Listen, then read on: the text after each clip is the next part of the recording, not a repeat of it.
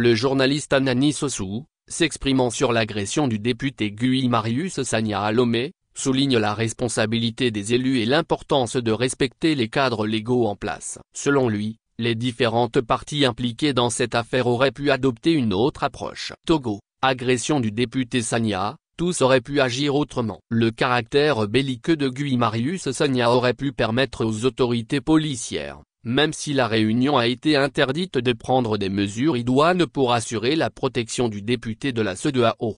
Lorsqu'on va relever les insuffisances dans les comportements du député sénégalais, de la députée Adjamabo, d'aucuns diront encore qu'on est manipulé, qu'on a faim, qu'on supporte le régime togolais. Or il y a des règles dans toute chose et chaque pays a ses règles. Voilà un député qui arrive dans un pays dans le cadre d'une mission spécifique, celle de participer à une session extraordinaire du Parlement communautaire. Il fut invité par une coalition de partis politiques de l'opposition à co-animer une réunion publique invitant les Togolais à sa rencontre. Or dans le cas d'espèce, sa mission est assurée, payée et sécurisée par le Parlement de la CEDEAO. Et de ce fait il ne peut, en dehors de cette mission, organiser ou participer à une autre mission dans la mission sans avertir officiellement le bureau du Parlement de la CEDEAO, lequel en cas de problème sera tenu responsable de ce qui pourrait advenir aux délégations à Lomé.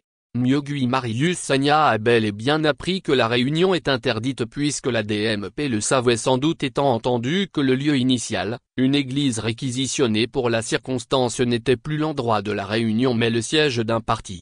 Madame Adjamabo, députée de son État, sait que des lois entourent l'organisation des réunions publiques au Togo. Elle n'est pas membre du Parlement de la CEDEAO et sait que ce n'est pas sa coalition de partis politiques qui a fait venir le député Sagna à Lomé. Au nom de quoi l'invite-t-il à une réunion publique non autorisée? Supposons qu'elle va en mission avec d'autres de ses collègues dans un autre pays ouest africain. Hier a-t-elle participé à une réunion publique sans tenir informé son chef de mission? On a l'impression que tout est organisé pour provoquer et briser les interdits afin de victimiser. L'objectif de Guy Marius Sagna est atteint, provoqué pour noircir l'image de notre pays dans la sous-région et à l'international. La police aurait dû prendre par précaution des mesures pour sécuriser ou empêcher l'accès au siège de ce parti, que tout cela n'arriverait pas. Je ne dis pas qu'il faut interdire les réunions publiques comme c'est souvent le cas, mais du moment que l'autorité trouve qu'elles comportent des risques, il lui appartient de trouver la bonne formule en collaboration avec les organisateurs.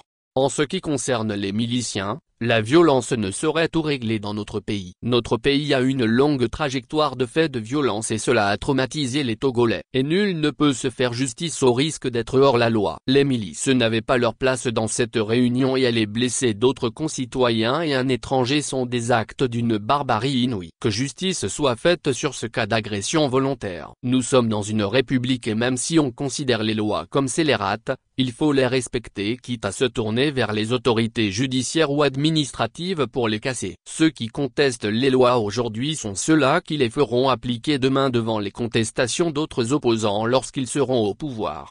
Faisons les choses dans les normes même si on pense que c'est abusé. J'ai encore dit. Anani Sossou.